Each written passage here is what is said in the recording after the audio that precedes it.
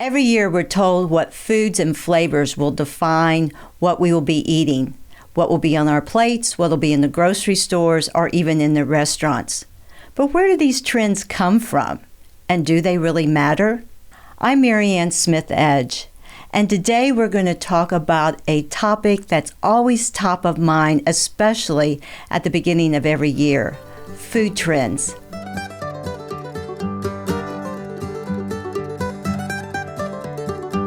Today, I have an expert that will be able to help unpack some of those questions. My guest is Mindy Hermann, a New York-based registered dietitian and food trend expert that actually spends time on analyzing and summarizing the food trends and how they impact not only the consumer, but especially food service and restaurants. Welcome, Mindy. It's great to have you, and I think the fact is, maybe the first question is, and I'm always, even though I've followed the food trends, look at consumer trends, I'm always intrigued, where do food trends really come from? Thanks, Marianne, and good luck with your new podcast. I'm very pleased to claim my space as your first guest. So it's January, and we're definitely in food trend season. And food trend predictors are everywhere. So you can hear them on podcasts. You can read about them in the newspaper. It's almost like a day doesn't go by without somebody predicting trends. So where did all this start? It might be as early as Adam, Eve, and the apple. So you think, apples, well, that's a new fruit. Let's see if others will find them appealing, and hence the first food trend. But seriously, food trends have been around for a long time, probably as long as people have been trying to inspire others to eat more of something. So who creates food trends? Why do they do it? Sometimes the predictors of food trends are retailers like Whole Foods or Kroger, who want to excite consumers about what's in the store and inspire them to try new things and inspire them to come into the store to try something new. So Whole Foods is a really good example, and every year they come up with a set of trends predictions. So their press release for their 2026 trends says, enjoy your first bites, sips, and samples of the new year. So there, it's the enticement to come into the store to see what the food trends look like. So there's another trend company that I follow pretty closely. It's called Datassential, and they're based in Chicago. They offer trends for the restaurant industry. And Datassential, they've created a lot of different tracking tools, but they track foods on restaurant menus. And then they say, like, what's hot, which foods are emerging, and what foods and trends might be coming next. So they're really valuable, especially to the restaurant industry, because they can inspire restaurants to create new dishes for their menus. They can run limited time specials, or LTOs, like pumpkin spice drinks. They can check out what the competition is doing, or they can create a buzz around a new dish. Marianne, in your travels, have you seen any new trends in restaurants? Well, I think you always see some of the trends in new restaurants is, again, that emphasis on protein. I do think over the years we've seen more options in traditional restaurants that are introducing legumes or lentils, which even though are old, they've kind of come back into the trends. Great. And you just named, two trends that are kind of universal, restaurants and the food supply, and that is protein and then also legumes. So much of my work is spent as a consultant for Innova Market Insights. They're based in the Netherlands. They have a U.S. office in Chicago. And every year, Innova comes out with several sets of trends based on its tracking of new product launches, consumer surveys, and other forces around the world. So, for example, the current unrest in the world, economic pressures, travel.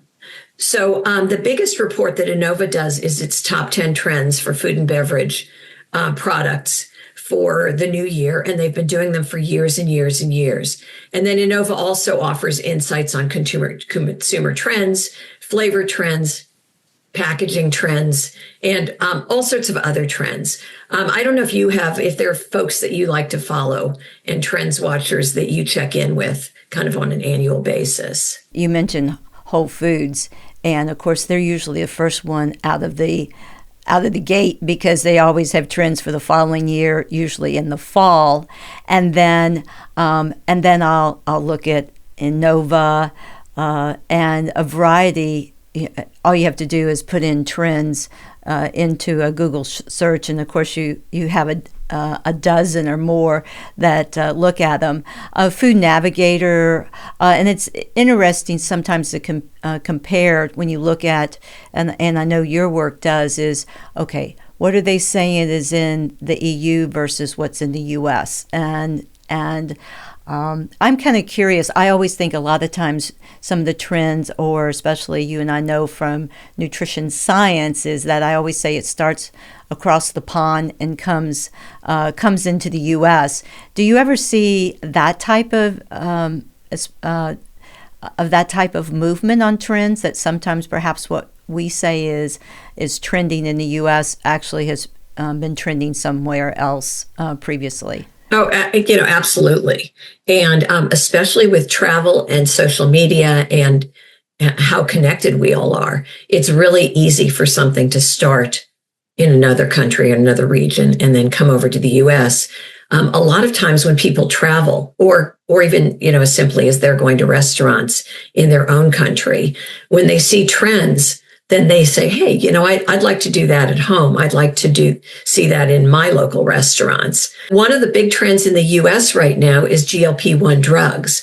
And it's clearly a US phenomenon, but it's having huge impact on food trends. And I think we can expect, as the medications are approved in other countries, that they may start seeing the same impact on food trends that we are here in the United States.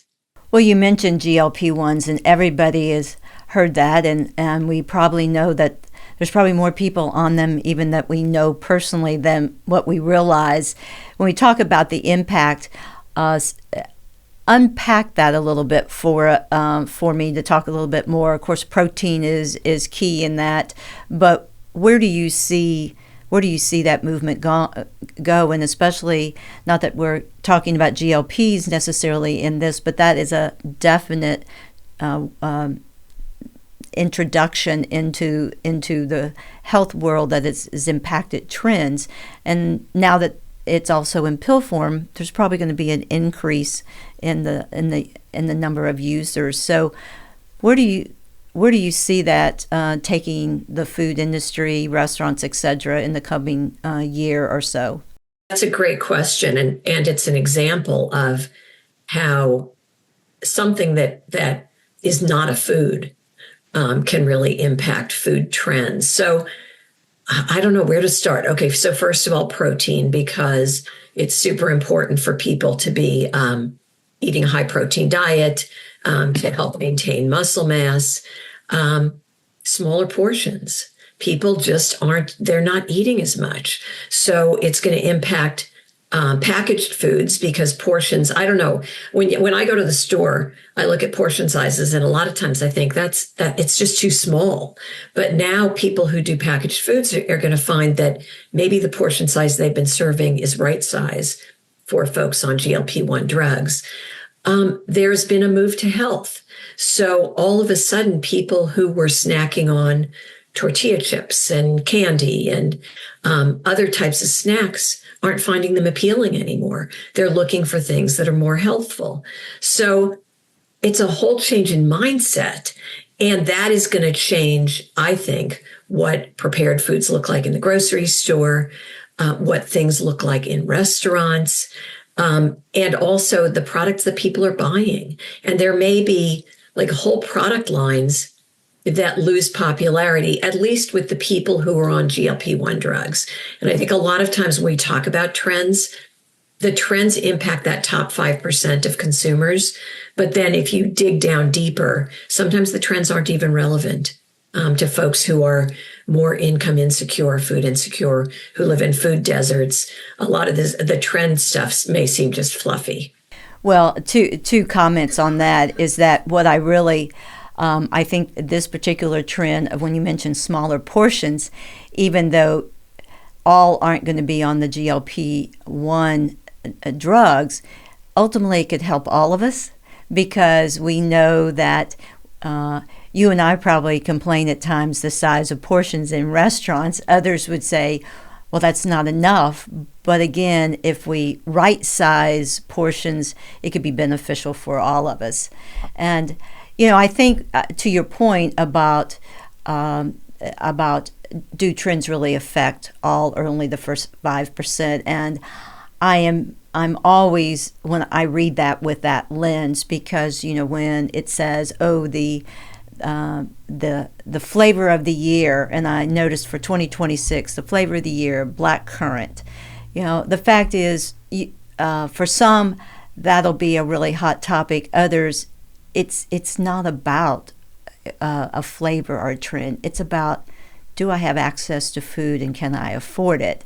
So, just maybe a little added insight or your thoughts on, do trends, even though we talk about trends and what's on the grocery store, at the end of the day, obviously affects business and food business and what groceries do stock. But how does that impact the population as a whole? Sometimes it does and sometimes it doesn't.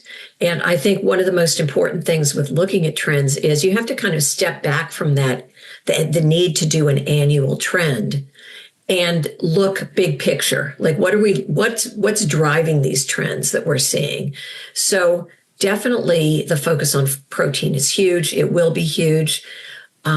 Protein's expensive. So there's going to be a need for trendy protein foods at an appropriate cost point, and also that are convenient and accessible. So you can take this big trend protein and say, okay, what do we do with this?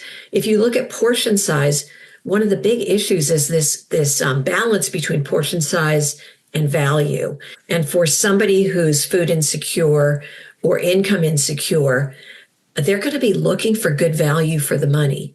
So to go into the corner restaurant and all of a sudden the portion sizes are half the size, but the price is the same, a person may say, well, this isn't good value for me. Hence, I'm going to go to my favorite fast food place where I can get a value meal.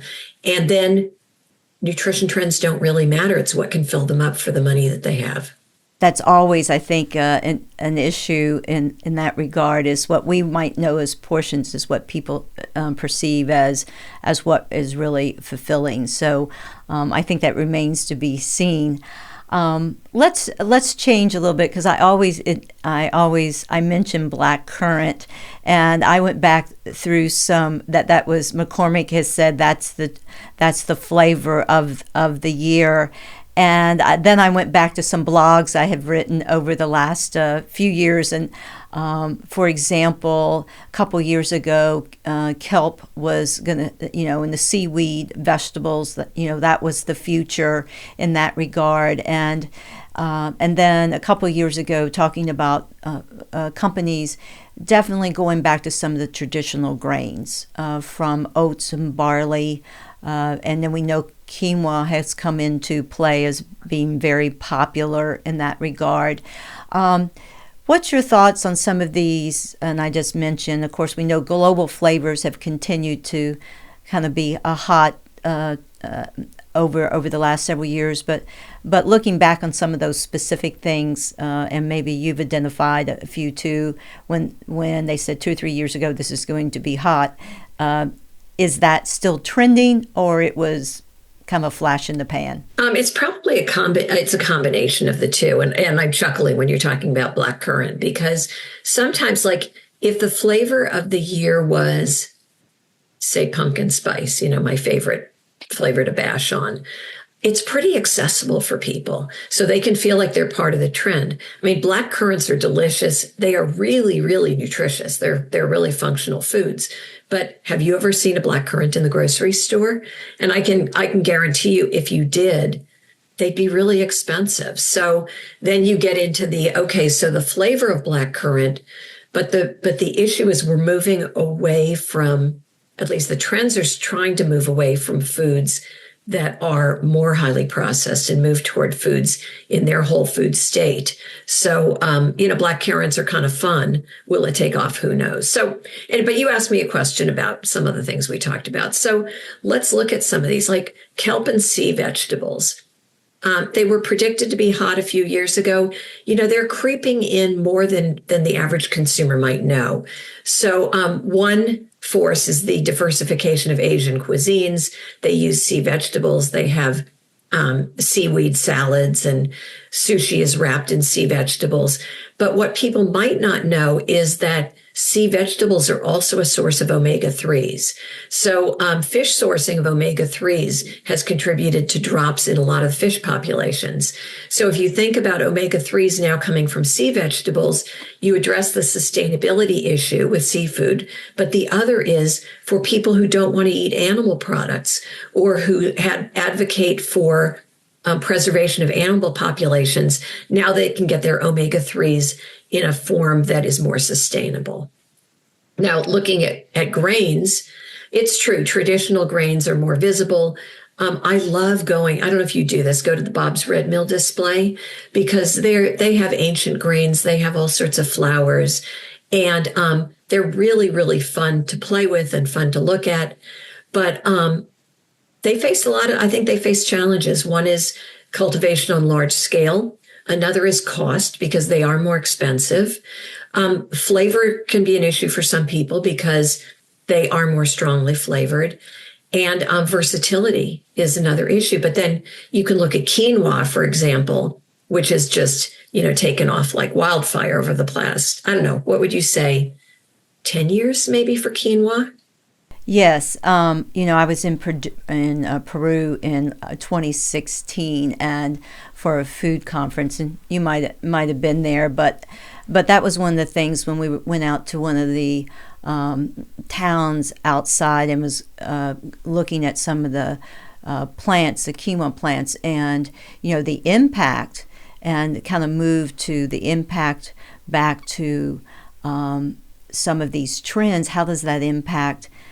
From the agriculture standpoint, and suddenly it had become very popular in Peru, but it had also increased the price to the fact that the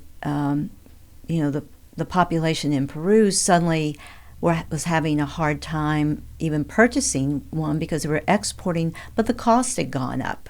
So I think that's another side effect. Sometimes when we pick up some of these, as you're saying, we'll call them ancient grains or grains that had not been used, or so to speak, suddenly it becomes, it's great, and you're right, it suddenly sits on my shelf, but then it has some implications from the growing side as well. Sure. And I would imagine in Peru, it's created some income disparities, probably with the bigger quinoa farmers now being, quite well off economically, while others are not, plus shortages, plus high pricing, everything that you talked about. And we can look today, let's look last year. How about acai and stores that sell acai bowls? Well, that's a berry or superfruit from Brazil.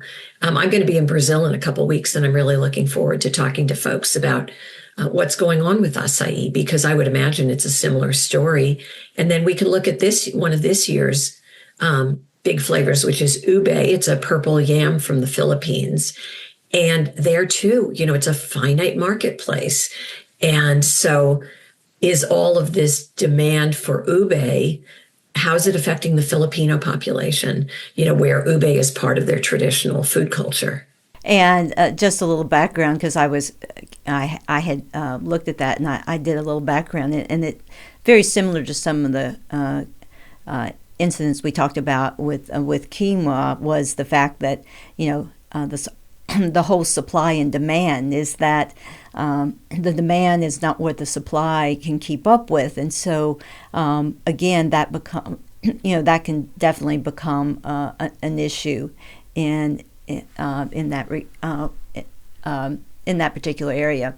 I know we're getting time kind of wrapped up, but one of the things I did go back and look at one of those blogs, and you had given me a quote back in 2022 that it's kind of like, oh, the crystal ball. Did Mindy really have the crystal ball? And in some aspects, I think so, because you had mentioned in that quote that you felt like that there would be perhaps a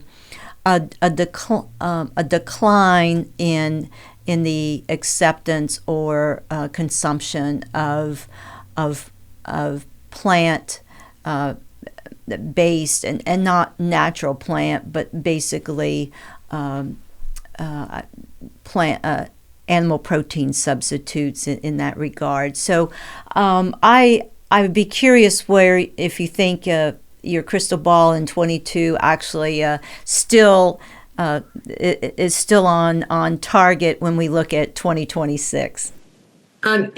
It's funny that you kept that. But anyway, I think it is. And, I was correct and I wasn't correct. So yes, plant-based meat alternatives have contracted. That was obvious because too many people jumped in really quickly with big investments. There just aren't enough people who are going to buy those products to have it make sense to have like 6 competitors for plant-based ground beef. So the other headwinds they're called plant-based, but when you look at them, a lot of them don't have you don't see plants. So there's a brand of patty, I don't know if it's still around, called Dr. Prager's. I don't know if you've ever had them. But if you cut open a Dr. Prager's patty, at least the ones that I used to eat, you could see the vegetables. So there's an easy connection with, yes, this is plant-based. But for a lot of the plant-based alternatives, it's hard to look at them and feel that they're plant. There are too many of them. And Marianne, you know from your work at IFIC also that consumers buy first on taste and then on price. So these plant-based alternatives are more expensive than animal products. And also they often don't deliver the same taste sensation that you get with an animal product. So I think a lot of people tried them once and said, yeah, no more for me. A lot of them are made from soy. And here in the US in particular, there's some undeserved anti-soy sentiment. So people are not looking to increase soy products. They're nibbling at the edges, as I call it, are some mycoprotein products. And I don't know if you're familiar with the brand Quorn, Qurn. It's in the UK, and it was the only brand globally that used mycoprotein or a mushroom type protein. But that's become popularized now. And so I think you're going to see a lot more plant-based alternatives that are made with mycoprotein, from steaks to fish fillets to jerky, to all sorts of different products. So I would say, and then, the last is plant-based dairy, which I think I also talked about. And I'm waiting to see that decline. Again, like with meat, too many options, too expensive. And with thankfully an increased focus on nutrition, they just don't stack up to milk, and milk is making a comeback. So dairy milk. So I would say I was 50% correct on the prediction. Well, I think for most predictions, that's pretty good. And to your point about the return of dairy, my personal bias is very being that I grew up on a dairy farm. That's always a good thing. But the key to really to be able to offer that same nutrition package in a milk-based product is important. And I would say probably with the announcement of the dietary guidelines for Americans last week, again, a higher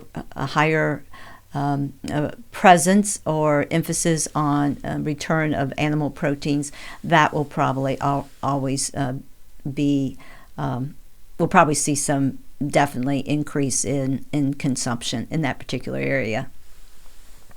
So I think you're absolutely right. So quick question is that we talk about trends and how does it influence, even though you spend hours analyzing trends, do any of the trends actually affect what is on your plate? Oh, that's a great question. Well, if it's Dubai chocolate, it does, because I think Dubai chocolate's a lot of fun. I don't know if have you tried it yet? I actually have some at home because someone gave it to me. So yes, yes. And you can unpack that. I mean, it's a trend in and of itself, but it's also a trend because it uses less chocolate than a straight chocolate bar. And chocolate right now is in short supply and also is expensive. And it delivers a lot of texture and maybe also pistachios instead of almonds. So do trends affect what I eat? I would say no, if you can believe that. They affect what I try. So I will try things that are trendy and I'll incorporate them into kind of my daily pattern if they fit. And I certainly I would say we cook from 5 or 6 different countries every week. So we're almost never cooking American food. And so to that extent, when there's more availability of authentic products from other countries, then yes, I will incorporate those. But, do I look at the trends and say, oh, there's a trend toward protein, I really need to eat more protein? No. Well, and you have a well-established eating pattern as well, so that and already a very exploratory, I'd say, taste and palate. So you might be affecting some of the trends rather than trends affecting you. In other words, sometimes my husband says, "Oh, I just set the trends. I don't listen. The trends don't affect me." So we'll see. Quickly, I think the good thing is this was, you've given such great information on trends, and the good news is, every week we'll be hearing from Mindy with a minute trend check on some of the new trends, and especially that might be related to the particular topic. But as we wrap up, the fact is always what is top of mind. And you and I both have been involved in many different ways. You directly working with the U.S. Department of Agriculture on some of the eating patterns of previous years, and from myself, from monitoring and doing research and whatever on dietary guidelines for decades. And you and I probably could say is that there's a certain group of us, sometimes we'll call it inside the beltway and nutrition people, that get really excited every 5 years when the dietary guidelines for Americans get released. But they seldom get the headlines that they received last week. So the good news is, the average person is somewhat heard about them, talked about it. But those of us kind of inside the nutrition circle probably are a little more concerned. So this is not about, obviously, the whole section, but just a quick, love to hear what would be your take, and especially for someone listening is like, what do we need to take away from what we just heard and try to restore some balance? I think the most important thing is to go beyond the headlines. And this administration is very headline heavy. So it's not a license to eat more meat. In fact, the protein guidance probably is closer aligned with the way people already are eating. There's a really strong message to eat real food. And I would say that's the most important thing. And don't leave your common sense don't check your common sense in at the door. Because if you take a step and think about what a sensible diet is, it may not be the most exciting thing, but it's the most likely to keep you healthy long term. So I would say, look at these guidelines, take them with what's now not as heavily bashed, a grain of salt, and think about what really makes sense beyond the headlines.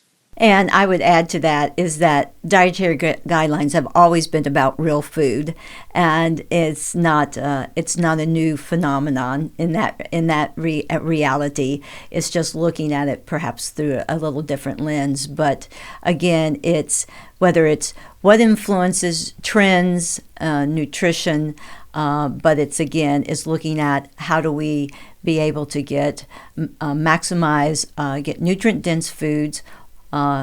Real food, but real food can also be fresh, frozen, or canned, and I think that's one of the messages that maybe didn't really come through last week in some of the announcements. But the fact is, there's a variety. So, well, I think when we talk about that's definitely a headline for in the last few weeks, and we'll see more headlines as well as we continue to explore the stories around food, ag, and nutrition in Rooted and Restless. Thank you, Mindy, so much for your insight on trends and how trends affect what we eat or may not, but the future, and really how the environment also affects trends, and how the reality is that trends, how they affect the economics and the agriculture, not only in the U.S. but across the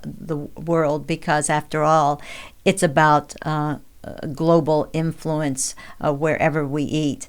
So the good news is that, as I mentioned earlier, we'll continue to hear from Mindy every week on her trend check minute that you'll hear about the different subjects that we'll talk about every week, but we'll always hear from Mindy. So thanks again, Mindy, for your wonderful insight on the beginning of the year, all about food trends. Thank you.